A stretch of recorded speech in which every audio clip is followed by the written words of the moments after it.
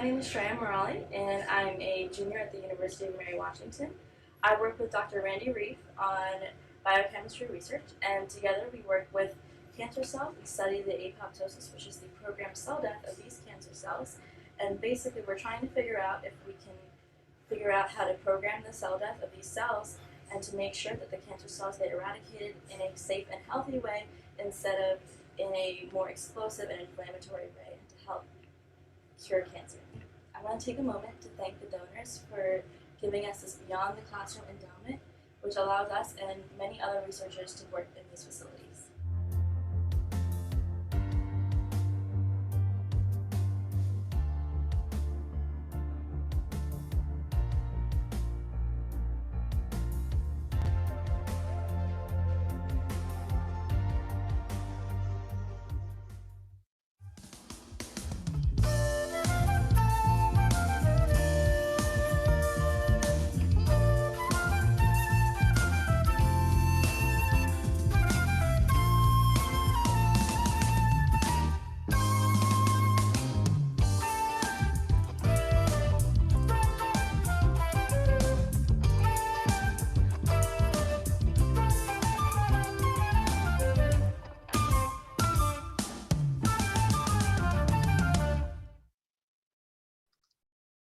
Well, good afternoon and welcome back to IDIS 300 Life After COVID, presented by the University of Mary Washington. I'm Anand Rao, Professor of Communication and Chair of our Department of Communication Digital Studies, and I'm very pleased to welcome you back to today's presentation, a really fantastic one that I've been looking forward to. You know, we've had some discussions in past sessions about looking back at past examples, looking at history about what happened after the past pandemics, and in particular, the Black Death is one that we're all familiar with. But this presentation will help us start to delve into that and learn more. The title is What Happened Next? Art and Architecture in Florence After the Black Death. And we're very lucky to have back a presenter from last summer, Dr. Julia Delancey, Professor of Art History here at UMW. Now, before I turn it over to Dr. Delancey, I want to remind you of a couple of things. We have the same format as before. The first half hour will be for the presentation, and that'll be followed by about a half-hour Q&A, where I will be returning back with my colleagues, Dean Keith Mellinger and Dr. Betsy Lewis, to lead that Q&A and come back and discuss the topics and the questions that you've posed for Dr. Delancey. The questions that you have, please put them in the Q&A box. And once you've put it in the Q&A box, then others can see your questions and vote them up. And that way we'll know which questions get to the top of the queue, which ones we want to ask first, and make sure we get in. There have been some really great questions in previous sessions. Make sure that you look and see what other questions are there as you enter your question so that we can get as many good questions in as possible. Now, there's one other box that you should be aware of, and that is the chat box.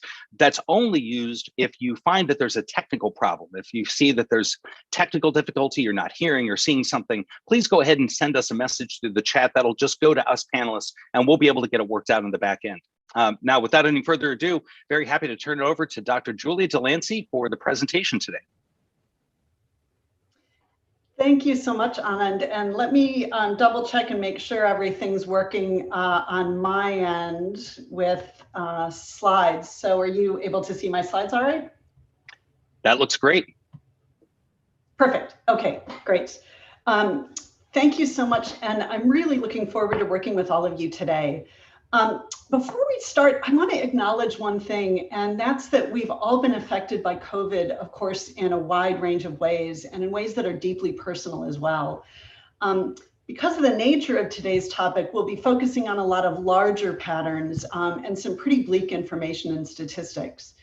One of the ways that I tend to deal with human suffering on this scale is to focus on historical knowledge, but that's not to diminish the reality or impact of all of the things that we'll be talking about then, or what a lot of us have experienced more recently. So this afternoon, we're going to be working with a remarkable and profoundly well-studied period of human history. While most, but not all of the lectures this summer will deal with the current situation in 2021, today we'll be traveling back almost 700 years to the time of the Black Death, most commonly associated with the year 1348. And we'll also be traveling almost 4,500 miles to Florence in Italy. Writing in that same year, 1348, the Florentine author Giovanni Boccaccio tells us that, quote, the deadly plague arrived in the noble city of Florence, the most beautiful of any in Italy. And then he goes on to report that it, quote, deprived countless beings of their lives, spreading ever greater misery as it moved relentlessly from place to place. Against it, all human wisdom and foresight were useless. This afternoon, what I'd like to do is to explore with you that specific moment in time, the time of the Black Death, and to focus on experiences, again, in Florence, both during and after. And what I'd like to do is to look at a series of particular questions. First of all, what is the plague, and what do we know about the Black Death and its history? Second, why focus on Florence in 1348? Third, what happened in Florence during the plague, and what can that tell us about our experience now? What happened in Florence after the plague? And then also, how did that in turn impact the visual arts? So our first question, what was the plague and what do we know about the Black Death and its history? And we've learned a remarkable amount about plague in the past 10 years, much of which was shared in a webinar arranged by Monica Green, excuse me, in the Medieval Academy of America. Much of this new research challenges some of the standard preconceptions about plague and the Black Death, particularly in the wake of the 2011 sequencing of the Yersinia pestis genome. So just as a reminder on what plague is, the specific disease, plague, is bacterial in nature, unlike COVID, which you may remember for last summer or just may know is viral in nature. The plague bacterium, which you see right here in this remarkable illustration, is stereotypically carried by rodents. Most commonly, the stereotype has been that we think of rats being the carriers of plague, but we now believe that marmots, and you see an image of marmots right here in the center, that they may have served as a kind of reservoir species, but there's also some possibility that other animals such as camels may have been involved as well. So when the stereotypical view is that when fleas bite the rodents, they pick up the bacterium, which they then pass on to humans when they're bitten by fleas. Or one more recent research study also suggests that lice may have been involved as well. Once the bacterium enters the human population, it can, of course, also be spread by sneezes and coughs. You may know or may have heard there are three types of plague. The Black Death was largely bubonic plague, which affects the lymph nodes. And in fact, the name Black Death came from the lymph nodes which bubonic plague became swollen and black.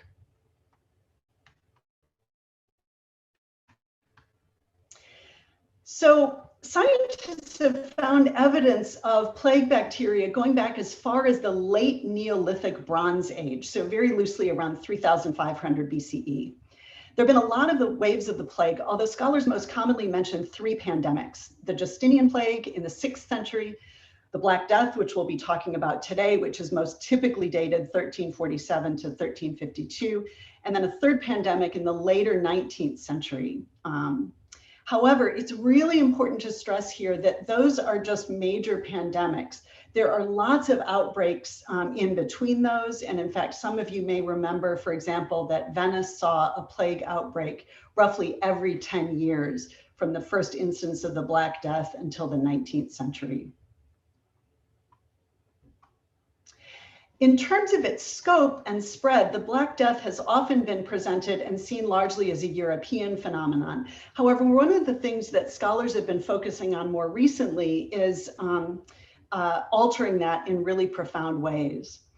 So although debate still rages about the origins of the Black Death, most recent research suggests that outbreaks probably began somewhere near Kyrgyzstan. So right here where you see that blue circle in the center of the map in Central Asia, in the 14th century, and then its movement was facilitated, as Robert Hines has argued, by the Mongol conquest.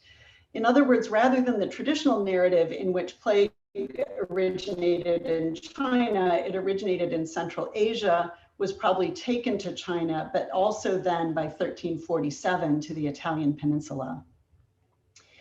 This map also highlights something that scholars have additionally been focusing on recently, which is that the plague almost certainly made it as far south in Africa as Ethiopia here and Nigeria here. So there's a variety of new and different kinds of evidence for the African spread, and Gerard Schwann at William and Mary is doing a lot of really interesting work on that. Some of the evidence for this sub-Saharan spread comes from art. And scholars such as Marie-Laure Duras and others argue that Christian Ethiopians in the 15th century began to adopt and be devoted to plague saints, such as Saint Sebastian and Saint Roch. And because our topic today is in part art, I couldn't resist showing you this marvelous painting that you see here in the upper right of Saint Sebastian. And I'm really grateful to Lizzie Wade at Science Magazine for a really fascinating article on those developments and for helping me to get more information. So the painting is found either in this round church in the upper left or one quite a bit like it. And it's found on a peninsula in Lake Tana, which is the headwaters of the Nile. What I'm showing you here at the bottom are just 3 images of the interior of that church, so you can get a sense of what the space is like. The artwork that we see here shows on the left Saint Sebastian, flanked by his 2 attackers holding the bows, which they use to shoot arrows at Saint Sebastian. And we see those arrows sticking out as those sort of black lines that come out of his body. And it was the physical pain and suffering Sebastian would have dealt with as a result of the attempted martyrdom, which made him resonate with people seeking intercession during the Black Death. I'll also say I haven't been able to find out what these translations what these inscriptions read. I haven't been able to find a translation of them, but if anyone reads Ge'ez on the call, I'd love to know. So additionally, it's important that we remember that plague was deadly in the extreme. Although scholars enthusiastically debate these numbers, general estimates are that something like 40 to 60% of the population died. And what I'm showing you here is a graphic that circulated really widely last year. And what it does is give us some sense of the relative impact of the Black Death in comparison to other pandemics. Of course, given what we know now about the greater spread of the plague, of course, people died well beyond Europe. And in fact, Stuart Borsch and Tarek Sabara have shown that populations in the Middle East and North Africa were affected as much, if not more, than Europe. So if we look at this chart here, for example, Damascus with 60% of people having died, and Aleppo here with 58%. These are among the highest mortality rates known. The other thing that's really important to say is that silences and absences in the historical record are massive. In other words, the other important issue impacting our understanding of the plague, stressed often by scholars, is that we still don't know a lot. For example, mortality rates will almost always be low, and they're profoundly affected by different traditions of record keeping in the diverse range of areas affected. In addition, expectations about the kinds of sources we might find are important as well, and have affected the kinds of questions that scholars are asking. So with all of that said about our expanding understanding of the impact of the Black Death, why focus on Florence? And there are really 3 reasons for that. First, we have really compelling first-person accounts of what life was like there during the plague. Second, we've been researching plague in Florence for a really long time, and so we have rich evidence for what happened afterwards. And then finally, that rich documentation supports our understanding of what happened with the art. So when COVID-19 started, as an art historian, I kept turning to history to try to understand what was happening. And my mind first turned to a remarkable book written by the same Florentine author who started us out today, Giovanni Boccaccio. So Boccaccio lived through the plague in Florence, and it led him to write a book called The Decameron. And that book is in part about how Florentines reacted to the plague. It tells the fictional story of 10 young, wealthy men and women who live in Florence when the plague hits. And those 10 Florentines appear here in this beautiful French manuscript page. And here they're in the act of kind of deciding what they're going to do. Rather than stay in the city, they decide to flee to the countryside, essentially to ride out the plague there. And while they're there, they gather, they relax, and they tell each other stories to pass the time, as we see here in this beautiful woodcut, which shows all 10 gathered in a lovely villa garden with their names helpfully written below, and some animal and bird companions surrounding them as well. And it's the stories that they tell each other to help make up the bulk of Boccaccio's book. And of course, even today, the beauty of Tuscany and Tuscan villas such as this one give us some idea of what their surroundings might have been like.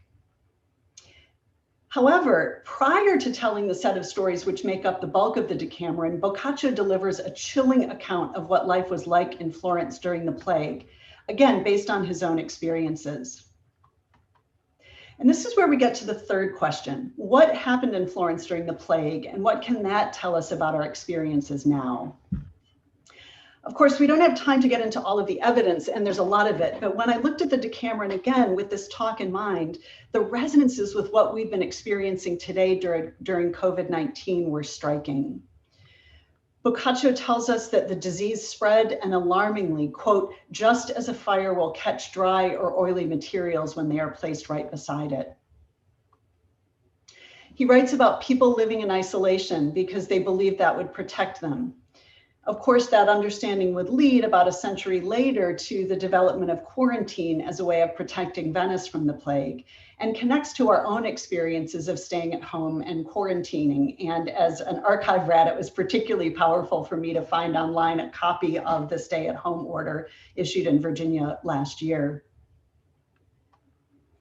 As a result of that isolation, but also fear of contagiousness, Boccaccio also wrote about people dying alone, one of the many tragedies that we've also lived through with COVID-19. He tells us additionally that plague had a bigger impact on people aware that the long tradition of scapegoating those seen as other, which we've seen today, tragically with COVID, happened also during the Black Death in massive violence against Jewish people in Europe. Boccaccio also tells about essentially 3 distinct ways that Florentines coped with the threat of the Black Death. And here again, these 3 ways that they coped with the threat of the Black Death really struck me as strongly parallel. He tells us, first of all, that some, quote, maintained that the surest medicine for such an evil disease was to drink heavily, enjoy life's pleasures, and go about singing and having fun.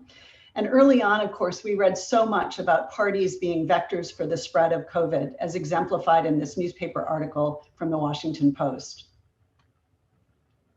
But there were others who took what Boccaccio described as a middle course. He tells us that they went about, quote, some carrying flowers in their hands, others with sweet smelling herbs, and yet others with various kinds of spices. And many of us have been captivated during the pandemic by gardening shows, but also very recent stories about Alexis Nelson foraging during COVID and using flowers in cooking. And if you haven't seen some of her videos, including those on TikTok, they're really wonderful. Most famously, though, Boccaccio tells us that the third group, a large number of both men and women, abandoned their own city, their own homes, their relatives, their properties and possessions, and headed for the countryside. And of course, that's just what his group of 10 decided to do, and what so many of us have read about in a variety of points early on in COVID. So Boccaccio essentially gives us one man's view of his own experience in Florence during a devastating time. But we also know a lot more and have a lot more data thanks to the fact excuse me, that 14th century Florentines kept great records, including books such as this one from Peppo degli Albizzi, who kept a record of his relatives who died from the plague. And those records tell us not only about life during the plague, but also important for our subject today, what happened afterwards. So here again, this is a complex story, but what I'd like to do is to look briefly at two interrelated issues. First, population, and second, economics. And again, these are closely related. And it's also important to say that they're not the only game in town in the 14th century. Many people in Europe were also dealing with famine. And then there's also what's referred to as the Little Ice Age going on during this time period as well. So first, population, and you've probably all gotten there before me. That is, population decreases, and it decreases by a lot. By the summer of 1348, as many as 400 Florentines were dying each day, and most estimates suggest that by the end of the outbreak, the city's population had been cut by half, if not 2/3. Of course, as we know already, records for the Black Death are really uneven and subject to a lot of a lot of debate. However, although we might quibble about the details, charts such as this one demonstrate that those high death rates led to a significantly smaller population. And in fact, as we see here, many scholars estimate that the population, at least of Europe, took almost 200 years to recover. It's a really terrible statistic, but the reality also is that fewer people meant more jobs. The labor supply was decimated, and so jobs increase, as does standard of living. That demographic shift was also accompanied by or led to significant social upheaval around Europe, but especially in Italy and Florence in the latter part of the 14th century. We won't have time to get into the details today, but the short version is that the population decrease and social unrest led also to higher wages as well. And we can see that this graph here from Gregory Clark charts patterns in England, but they mirror those seen in Italy and might be helpful for you, those of you who process things visually more. Two additional points to make, and those are on the right here. We see that per capita wealth goes up. That is, more people had more money. And that wealth also concentrates more in cities and in families. Third, some really interesting research by Guido Alfani also shows that the Black Death made income more equal. So what this chart is showing is rates of income equality. So essentially wealth from the time of the Black Death until really about 300 years later is more evenly distributed. In other words, income inequality decreases as a result of the Black Death. So in very simple terms, and for the historians in the audience, yes, it's a lot more complicated than this. We have fewer people, more money in fewer hands, more work and higher wages, and some people argue overall general economic improvement. So what does all of this mean for art? In many ways, this has been a fundamental question for historians for centuries. Did the Black Death impact art, and if so, how? What we're going to have time to do today is just to look at two key questions.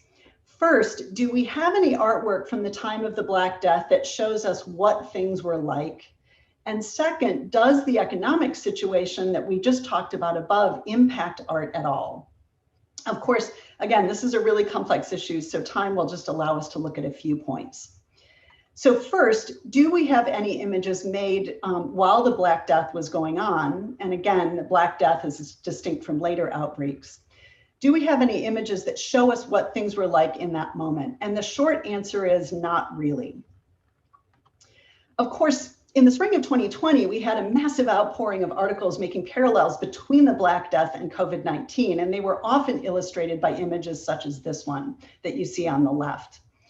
One of the focuses of scholars such as Laurie Jones recently has been working on correcting the misuse of images purporting to be of the Black Death. Again, such as this one, which actually represents people with leprosy rather than plague. Now, by the time we get to the 15th century, we do start seeing accurate depictions of plague symptoms in art. And those of you who took the class last summer may remember that we looked at a few of those, but that's a story for another day or for the Q&A.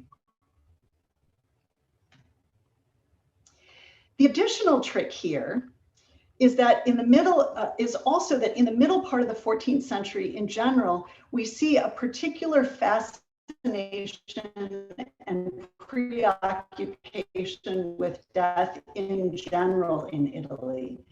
In other words, it's sometimes hard to tell whether an image represented. So in other words, unless an image is accompanied by text or includes bodies which manifest signs of plague, for example, the swollen, blackened lymph nodes, we can't know for sure whether it related to plague. One example of that kind of complexity is this image that you see here, known as the Triumph of Death from Pisa. It's a remarkable fresco painting. The photo that you see here shows most of it, and I wanted to show you this particularly for scale, so you had some sense of how large it is. And it features on the right here, this unforgettable image of death as an older woman. And we see her closer up here in this image. We see her with wings. She's got these fantastic kind of claws for toenails, and she's wielding this scythe, which of course becomes a kind of stereotypical symbol of death. And then below, we see this body of corpses and these winged devils on some cases and angels on the other, pulling out these little naked figures which represent the souls of people who've died. Now, previously, this painting was believed to date from after the Black Death, and scholars saw it as directly influencing and being influenced by and representing the Black Death. The only problem is that later we've redated the image, and we're now pretty sure that it was painted well before the Black Death. And in fact, that one of the artists who may have painted it actually died well before the Black Death even showed up in Italy. However, we do have other examples which are much more well documented and which show a really direct connection between the Black Death, its economic and social impacts, and the art being produced in Florence. Time today is just going to allow us to look at one example, one case study, but it's a great one. The building we'll look at today is called Or San Michele, and you see two images of it on the left here. Almost everything about it is fairly complicated, and it's really well documented and studied. So we'll be skating by a lot of details and information, but we can get into those more in the Q&A if people are interested in. What we will be looking at is three different elements. First of all, the building itself. And then second of all, on the inside of the building, a painting and then a tabernacle made for that painting. And in terms of tabernacle, just think of a really fancy cover and frame that was commissioned to hold that painting. And I really want you to pay attention to these dates here. So the building's begun in 1337. The third version of the Madonna is 1347. Then think about when we know the plague arrives and the tabernacle's commissioned in 1352. So the building stands still in the heart of Florence and could not have a more prominent position. And here you see it marked out in the middle of your slide, blocked out in white. It stands between the cathedral up here, also marked in white, and the city hall down here, now also marked in white. And those two buildings are connected by a street that's the main thoroughfare between the religious and civic centers in Florence. And that building sits, Or San Michele sits right on that main thoroughfare.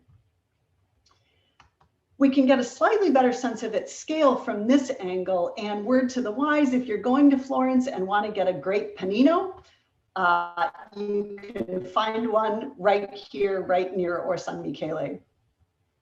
So part of the origin of Or San Michele was to house a painting of Mary, Mother of Jesus, holding the baby Jesus, which we refer to as a Madonna and Child. And that painting and through that Mary were believed to have been able to work miracles. The original painting was much older, and by the time we get to the early 1300s had attracted what one scholar refers to as intense devotion. This meant that crowds of people were coming to pray to the Madonna, offering wax votives to thank her for prayers granted, and there were a lot of religious services to be maintained as well. What I'm showing you here is actually the third version of the Or San Michele Madonna, and Bernardo Daddi got the commission to make that new version in 1347. And of course, almost everyone comments on the remarkable timing of this painting being commissioned just a year-ish before the plague struck. I'm showing you here the Madonna in her lapis robes, these beautiful blue robes, seated in an elaborate throne. She's surrounded by angels and holding in her lap Jesus as a baby who reaches up a hand in this really loving, tender gesture that we see here. And evidence suggests, as you would imagine, that the strong devotion to the Madonna and Or San Michele continued during the plague. That strong devotion over the decades to various iterations of this image led to the construction of the larger building we see today. The present building today serves as a museum and church, but it was originally built as a communal granary and a church. So both then and now, one building, two purposes. The upper granary part stored the city's grain, and the ground floor church was built to house the miracle working Madonna. Florence started planning for that building in the early 14th century, and the Silk Guild, which will be relevant in just a moment, took over that work just 10 years before the plague arrives in Florence. As you can imagine, during the Black Death, construction there came to a halt. In fact, we have direct documentation that while the columns were finished and the scaffolding for the vault of the church space was ready, government approval for project funding was delayed as a result of the plague. And here's where we get to the economic piece that we talked about earlier. Remember that rise in labor, rise in wages, and rise in overall wealth? Well, the Silk Guild that oversaw construction of Or San Michele was composed of people who worked in the silk industry, which was a major industry in Italy during this time. And in the same way, today, many professional organizations take on charitable work and accept donations for that. So did late medieval guilds. We'll get to the reasons for this in a moment, but as Phil Gavitt and others have explored, the Silk Guild and therefore Or San Michele had a lot of money. In 1348, 1349, and 1350, so during and immediately after the Black Death, they had a larger budget than the entire city of Florence. There are a variety of causes for this, including the decreased population, especially of those living in poverty, but also increased donations to Or San Michele as a result of more people writing wills and leaving money to charitable organizations during the Black Death. But the overall outcome in all of this is that they had a lot of money, and that led to new art. The remarkable thing is that immediately in the wake of the Black Death, while its impact was still being felt, the Silk Guild decided to commission a new tabernacle for Daddi's Madonna. So you see here a view of the interior space, the church space, and on the right, Daddi's Madonna, and then the tabernacle. The tabernacle would have had a variety of functions. It would serve to frame, display, and promote the miracle-working Madonna. It would keep away the throngs of people coming to pray to her, and keep at a distance confraternity members who came to sing prayers in front of her. And it would provide a canopy to honor her and mark out the painting and who it represented as holy and important. They spared no expense, and the result, overseen by the influential 14th century artist Andrea Orcagna, creates one of the most remarkable artistic presentations in Florence. Carved marble, inlaid lapis lazuli, gold mosaic tiles, and glass enamels all decorate this really elaborate Gothic structure, and panels telling the life of Mary surround the base of the tabernacle, and a statue of Saint Michael stands on the top.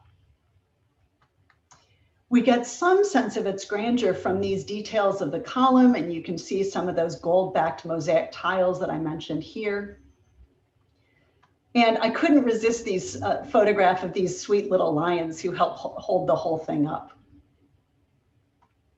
So although Orson Michele does not represent literally for us what life was like during the plague, its progress and even the existence of one of its more notable parts, Orkanya's tabernacle, relate directly to the plague and its impact. But Orson Michele's story doesn't end entirely in the mid-14th century. In the early 15th century, Orson Michele again became a site for artistic innovation. From the beginning, the idea was to have niches seen here, and you see those 3 niches on each side, actually 4 on this side. The original idea was to have niches to house sculptures paid for by the city guilds. That project started in the 1300s, and it was delayed for much of the latter part of the 14th century, partly by the plague and partly by lots of other things. However, by the late 14th and early 15th century, that project had picked up again and became a proving ground for talented young sculptors in the city eager to display their work in this prime location. Eventually, as now, Orson Michele had 12 sculptures there by some of the most important up-and-coming artists of the day, including Donatello, Ghiberti, and later in the century Verrocchio, who was subject of a marvelous recent pre-COVID exhibition at the National Gallery. But that, again, is a story for another day.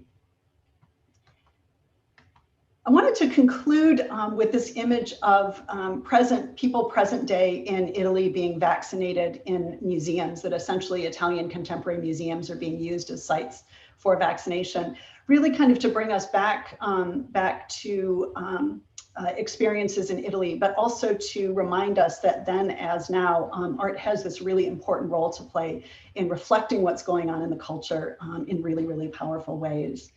I want to make sure we have time for Q&A, so I'll stop there, and I look forward to seeing what things here are of interest to you all. Thank you so much, Dr. Delancey. That was fascinating. And we've gotten quite a few questions in the Q&A, and the first one I will ask, and it has to do with comparisons. So during the COVID-19 pandemic, we were comparing quite a bit to the plague, as you mentioned in your presentation. So the question is, do you think that will continue in future pandemics, or do you think that we'll start comparing to COVID-19? Do you think that the plague looms still so large in history that we'll continue to make those comparisons? Yeah, that's a really, really great question. And it's one that I've kind of thought about today, both as a scholar, but also just as a human being. I think one of the things, and I think this is true for all of us, I've looked back at information about the Black Death and stories of what happened, partly just to have a sense of, okay, this has happened before, people have dealt with this. What were other people's experiences like? What were they thinking and feeling? And I think on a human level, that's just natural. But then we also kind of, from an academic level, we can learn from the past and learn, okay, quarantine isn't new. Quarantine was developed 600 or 700 years ago. This is something that people have dealt with. This is something that history tells us is an effective tactic. And so I think in many ways, to the person's question, I think we're always going to make comparisons. And I think in many ways, COVID-19 is going to be the most recent node in this whole series of comparisons, if that kind of makes sense. The thing I'd say about the Black Death, though, is it holds a particular fascination for people. And I think there's lots and lots of reasons for that. But I think kind of there's a reason that we're always going to go back to the Black Death. And that's really partly also why Monica Green and others have been working on making sure that we understand that the Black Death was not just a European phenomenon, that when we talk about a pandemic, it's it's affecting a lot more of the world. And so given how fascinated people are with the Black Death, they kind of want, it's going to always attract extra attention, I think. But yeah, I think COVID-19 is going to be the thing, another point in that long kind of narrative. And of course, we haven't talked about smallpox. We haven't talked about HIV/AIDS. You know, there's lots of other things that we could be connecting with too. Right. I think it's natural to look at parallels between, you know, what you're talking about and what we're all going through now. So COVID became politicized right from the start, you know, between masks and, you know, a lot was happening politically with an election, you know, in the middle of this. You know, the next question is about, you know, could the Black Death have been avoided? Were there things, I mean, there's still discussion now about things we should have done or could have done differently at the beginning of the COVID pandemic that may have changed the course of what we experienced. And I wonder now, having now so much later looking back, can the same be said of the Black Death? Could things have been avoided, or could things have been handled differently at the beginning? Is there any analysis of that? I know this is a little outside of your area, but I wonder what if you have any thoughts on that. Yeah, that's a really interesting question.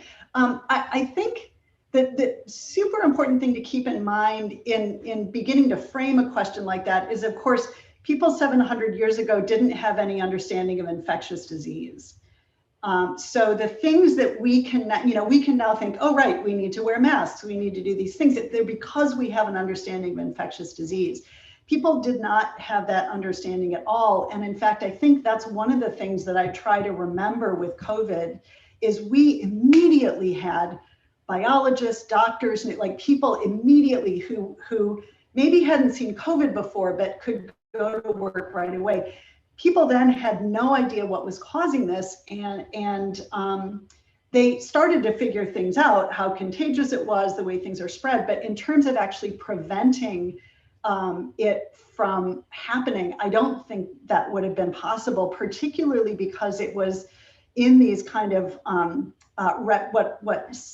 some scientists refer to as reservoir species. So there'd be kind of a pandemic, it would then decrease, then they would hang out, and marmots, we think, kind of acted that way. So even if it wasn't in an active outbreak or even an active pandemic, it's still around. And really, to stop it from happening, you would have to have a much more sophisticated understanding of cause.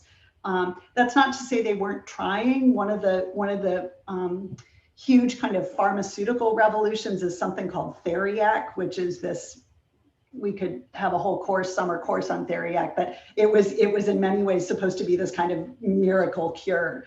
And of course, a lot of people were all in with that as well. But yeah, I think given what people knew, I don't think anything could have been done reasonably, you know, certainly stopping shipping of grain, some of those contaminated grain, some of the things that we know now caused it, but they couldn't have had any way of knowing then. It's pretty natural for us to think about these parallels, and we look at another time that while they didn't have the information, the scientific information or the understanding about how it was spread, there were still some natural human tendencies. And so I think the next question you've partially answered with the discussion of the first two, talking about were there restrictions that were being mandated, were people compliant? And it sounds like there were some, but they weren't as directed by scientific knowledge the way we would now. I guess maybe if you could speak a little bit more to that, but also take this to the idea of what happened when people were fearful about being in the city. Did they escape the city? Were they compliant with what restrictions were there? Because there were some patchwork of restrictions in different parts of Europe or different parts of the world, largely driven by fear, not necessarily driven by scientific knowledge. How did people respond? And did we see during the Black Death, and in particular in Florence, people escaping the way that we saw that happening with COVID? Yeah, that's another really good and kind of complex question. So let me try to take it in parts, and Anand, I'll trust you that if I miss part of it, you'll keep me honest and have me circle back. So the one thing that I need to say here is that for people, at least who work on early modern Europe, when we sort of study reactions to the plague, we don't just look at the Black Death. So one of the things that happens is there's these really regular outbreaks that happen almost, every 10 years. And the way cities and communities respond changes radically during that time period. John Henderson, who's a remarkable historian of medicine, has just published a book on 17th century reactions to the plague. And by the time you get to the 17th century, you've got hospitals being built that understand at least some level of contagion. You've got policies about quarantine, all of those sorts of things. For the Black Death itself, there was this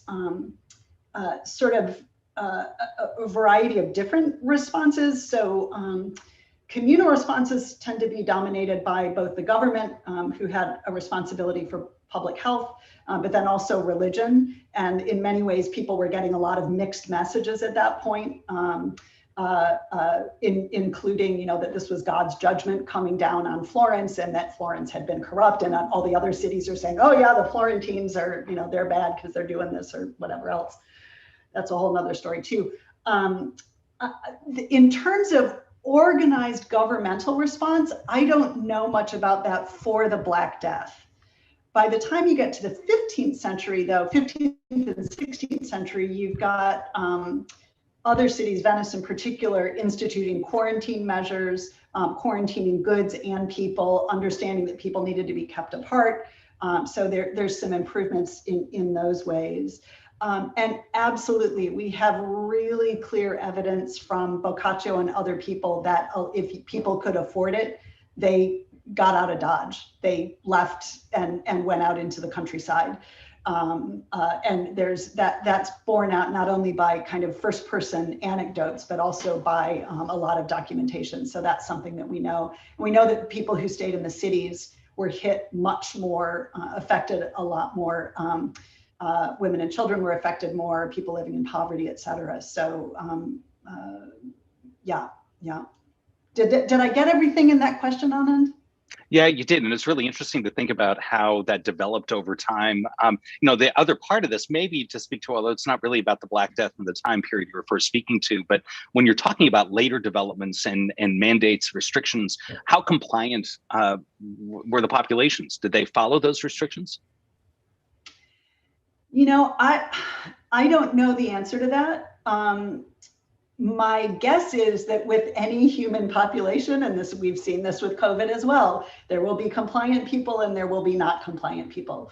And certainly, we've got reports of people leaving, people partying out in the streets, all that sort of stuff.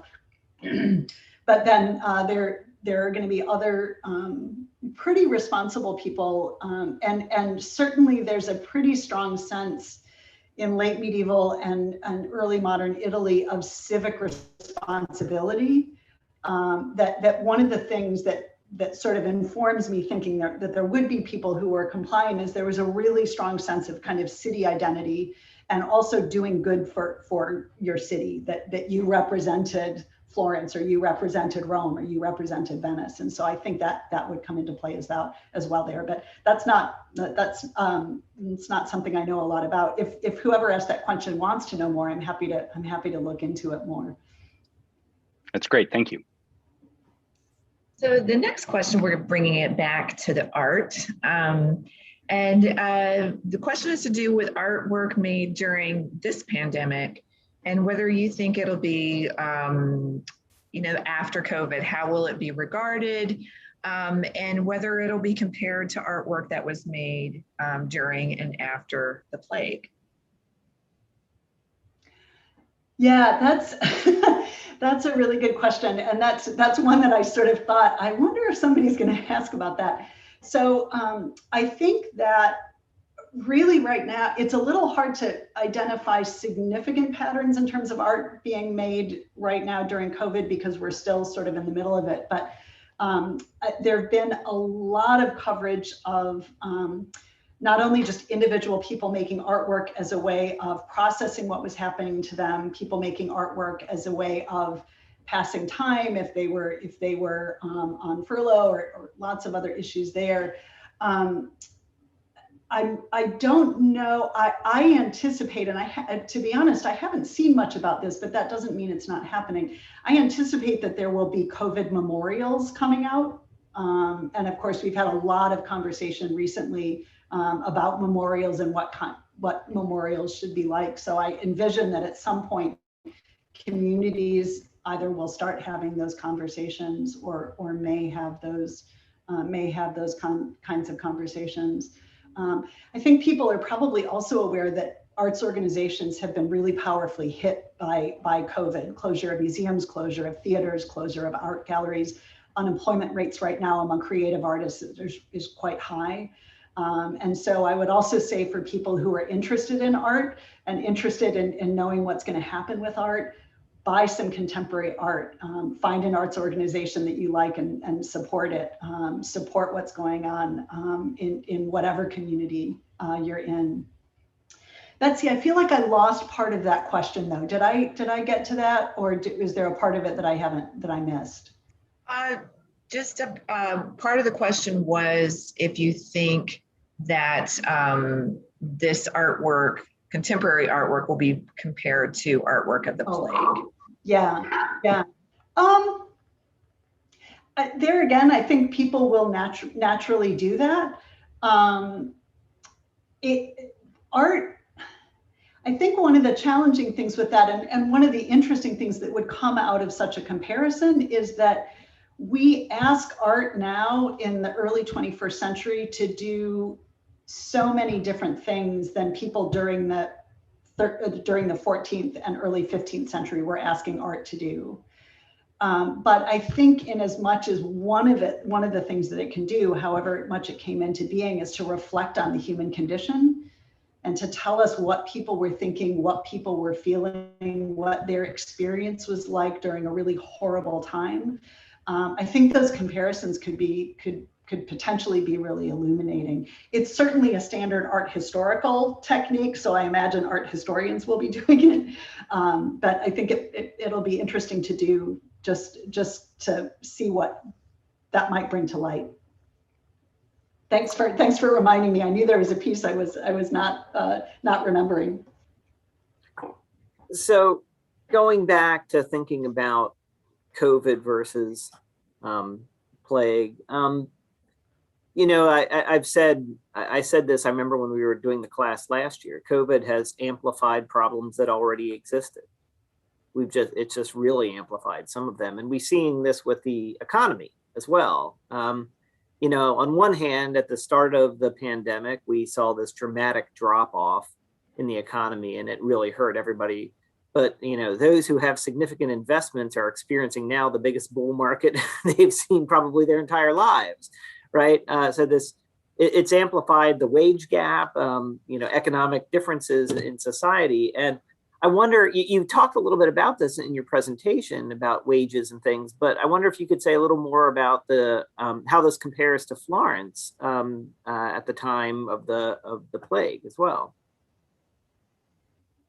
Yeah. So, and I'm glad to have a chance to say a little bit more about it because it was 30 minutes is both a really long time and a really short time, and that section was one where I felt like, oh, I need to keep that concise. What happens economically is really, there's a lot going on. So there's the Black Death, which creates this drop in population that in a variety of different ways leads to really significant social unrest around Europe. It's most famously in Florence, connected with something called the Ciompi Revolt. And if anybody wants to look that up, it's CIOMPI, Ciompi Revolt. And it's a revolt of people who work in dyeing in the wool industry. And it's essentially kind of a labor protest, labor unrest, and it results in a kind of overthrow of the government, partly related to how much people were getting paid, how much they wanted to get paid, job availability, all of that kind of thing. And so I think what's important to, as we get further and further in the 14th century, we get further and further from 1348, from that moment of the plague. And so all of these additional potential impacts start coming in. So for example, the rise in wages, it's probably not just the Black Death. It's partly the Black Death. It's partly this effect in wages. It's partly the fact that a lot of other things were going on governmentally, which brought about this unrest. So the further we get from the sort of flashpoint of 1348, the harder it is to connect things back to just one specific cause. But we do see these overall patterns going on, and one of the big picture questions is how much all of the decrease in population, increase in wage, increase in wealth. Certainly at Orsa Michele, I think there's a really direct connection. They make a lot of money and they choose to commission this elaborate thing. One of the things that you saw a lot last spring were articles saying the Black Death caused the Renaissance. And it's absolutely not that simple, but there's this way in which did some of the economic, it is the case that some of the economic prosperity made some artistic commissions in Florence. It's not that direct, but it's something that people have reflected on a lot. Yeah. Let me stop there. So many things going on, and Richard Goldthwaite, which is Gold and then THWAITE. If anybody's interested more in the economic history of Florence, he's charted all of this and gets into kind of issues of inflation, and so it's very, very complex what's going on in the late 14th and early 15th century. Super interesting, but lots going on. That's really interesting and some good questions. The next question has to do with the process as a scholar, how you go about as a historian or art historian, developing a research question and agenda to study a time period, and how much it's directed by the sources that you find and the materials that you have. So the question is to ask if you could elaborate a little bit on how maybe the kinds of sources that you have access to have limited or impacted the kinds of questions that you're able to ask about that time period. That's a fantastic question, and I'm really, really glad to have a chance to say a little bit more about that. I'm not a specialist on the Black Death, or I actually work on 16th century Venice, so this is a lot earlier. I'm gonna answer that from the perspective of people working on the Black Death, and then if people want to know more about my own scholarship, I'm happy to, but I'm guessing people are wanting to know more about the Black Death in particular. And that issue, the kinds of how you go about forming a research question, the way that's been informed by sources, and what that allows us to write about and not write about has profoundly affected study of the Black Death. The reason for that is part of the reason that Florence and Europe has been such a focus of study is because we have all these documents. Florentines in particular, but really people in the late medieval people in general, were assiduous record keepers. They wrote everything down and then they saved it. And so we have this massive flood of documentation. And that's partly what fuels this idea that the Black Death was a European phenomenon. And it's fueled all of this scholarship because we have people look and they say, oh, we've got all these documents. We need to be talking about the Black Death because we've got all these documents. But that's partly why the spread to, for example, sub-Saharan Africa has been hidden for so long, is that people were thinking, oh, there's no documents, therefore nothing happened. But what people started realizing is we're expecting to see the same kinds of documents, but different cultures handle not only whether or not you keep written records, lots of different ways you can keep records of what happened. Writing is only one of them. What you choose to write down, and then what kind of evidence you're looking for really profoundly affects things. So that painting that I showed of Saint Sebastian, that's one of the things that people started realizing is that they thought, oh, we don't have written records, but all of a sudden we've got this art. And in the 15th century, people are starting to see these images of plague saints something's going on there. And so then that's research that's just happened in the last 10 years. This understanding that plague arrives in sub-Saharan Africa, in particular Ethiopia and Nigeria. And I think we'll see that increasing, that understanding increasing a lot more.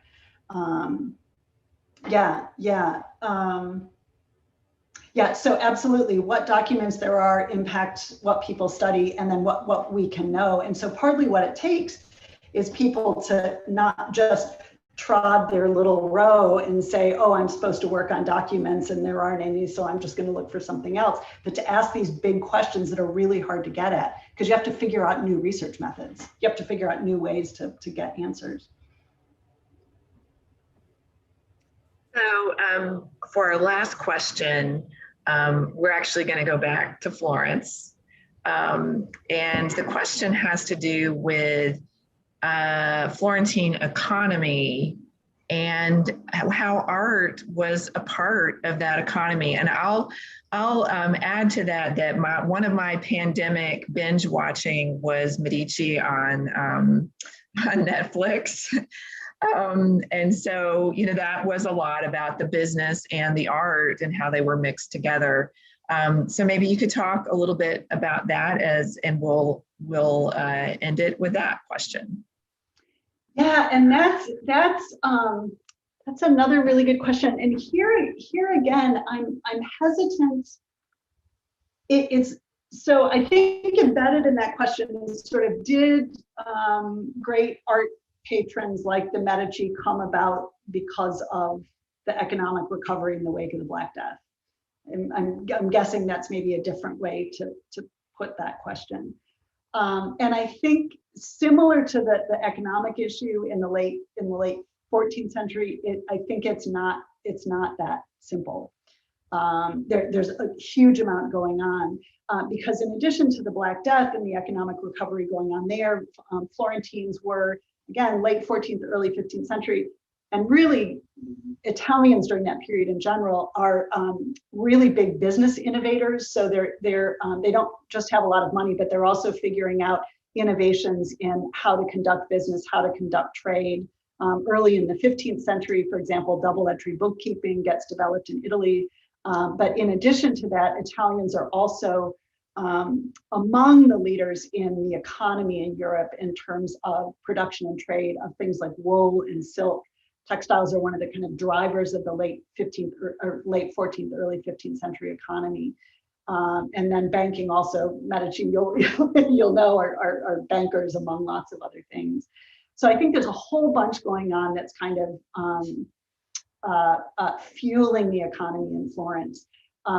Here again, Richard Goldthwait has a really great and pretty readable, I say that as an early modern art historian, but pretty readable book called Wealth and the Demand for Art in, I think it's Renaissance Italy. And he gets into that in a lot. If anybody really wants to geek out on the economic records and that sort of stuff, he gets into all of that a lot more. But hopefully, does that answer it at least some? And it's actually a great segue. So thank you so much for this really fascinating talk this afternoon. I want to remind everybody that our next presenter on Thursday is actually on economics. Professor Sean Humphrey will be talking about economics, cash transfers, and inequality. And so I hope everybody will come back and join us on Thursday. Thanks everybody. And if you are the first year students, we'll see you on Zoom breakout rooms. Thanks. Thanks so much, everyone, for the great questions.